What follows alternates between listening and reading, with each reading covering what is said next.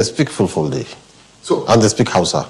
Okay. So you call them the House of Fulani? Yeah, this is what we call the House of Fulani because of the, what do we call it, interlacing of the culture, language between the Fulani and the Hausas. But they are originally Fulani? They are, yes, they are physique and everything, they are Fulanis. Of Nigerian extraction? Oh, you know, they are Nigerians, no doubt about that. They are Nigerians? Yes, in fact, some of them have parents in the town. So why, for those who say some of these criminal elements are non-Nigerians who move through the ECOWAS territory yes, into Nigeria, is that true? What happened is, you see, as I've said now, we are having an ethnic war. The Fulani nomadic feels his existence is threatened. So what they do is, when they have a war, they call other Fulanis from other countries, irrespective of where they are. Fulani is Fulani.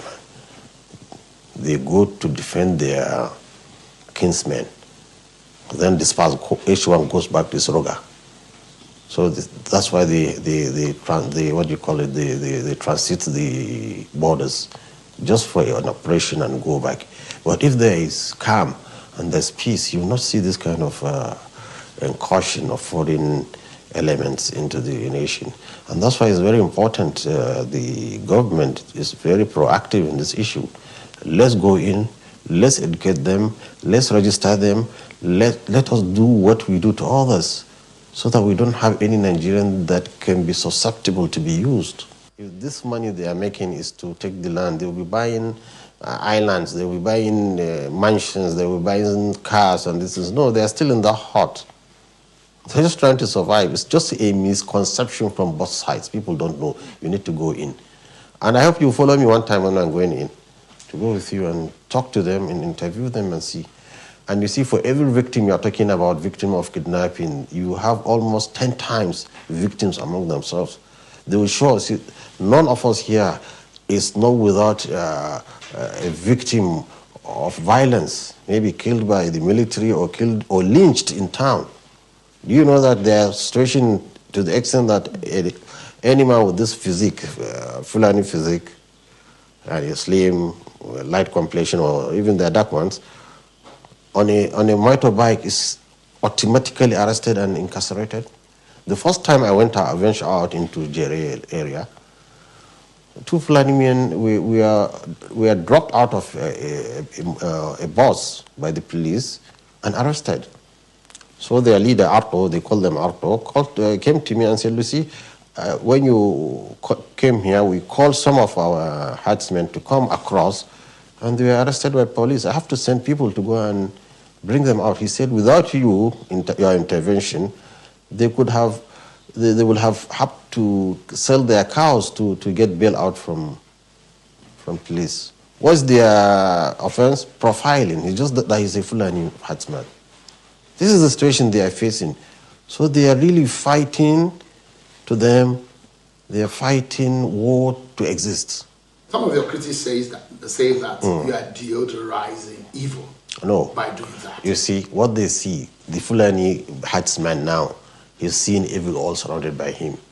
You can imagine when he sees his children, women, everything killed, his animals slaughtered. You see what happened in Oyo. His hut burnt down.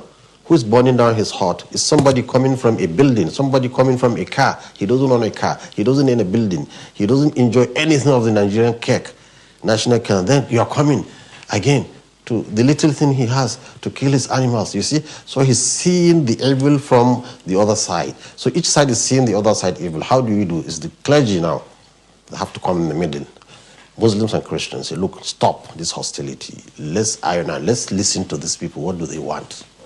It's very important. Demonizing anybody is not appropriate, and evil is there in everybody. But is it justice for those who are being victims of their kidnapping?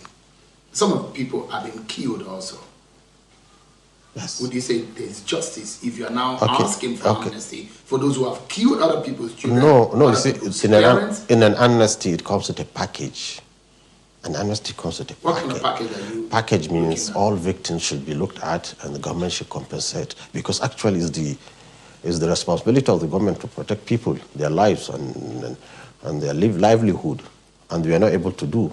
So since it's a negligence from government, then government should come on both sides. I'm not talking about both sides, they are victims. And I'm telling you, for everyone kidnapped, there are 10 casualties on the other side. Are you getting any kind of support in terms of funding?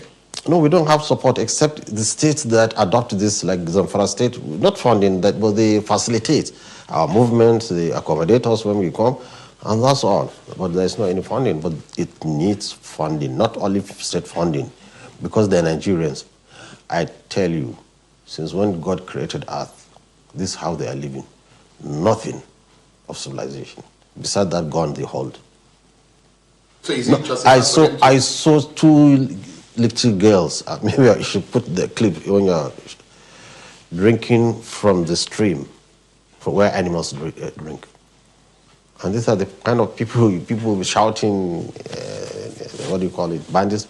No. People need to go and see their life.